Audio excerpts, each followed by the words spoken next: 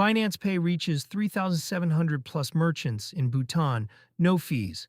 Through 2026, Binance said on August 22, 2026, that its Binance Pay service is now accepted at more than 3,700 merchants across Bhutan, letting visitors and residents pay by scanning any DK Bank QR code inside the Binance app. The company set transaction fees at zero through the end of 2026 to push early adoption.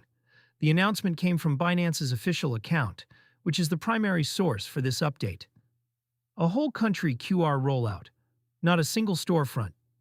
The scale is what separates this from a typical merchant pilot.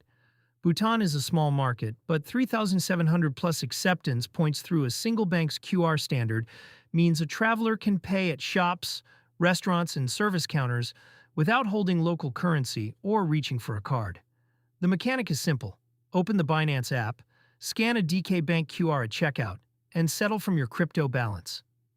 There is no separate terminal and no card swipe.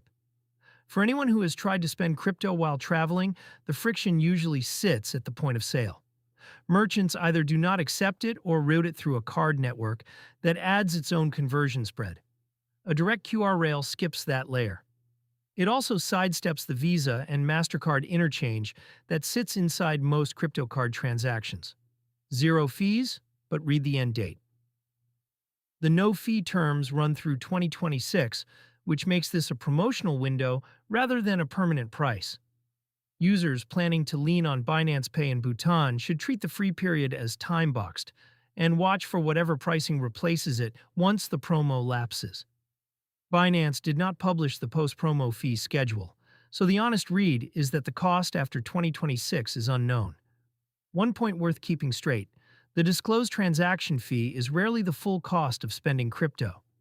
Even at zero merchant fees, the conversion from your crypto balance into the amount the merchant receives can carry a spread, and any on-chain top-up to fund the balance has its own network cost. Zero fees at the checkout is real, but it is not the same as zero cost end-to-end.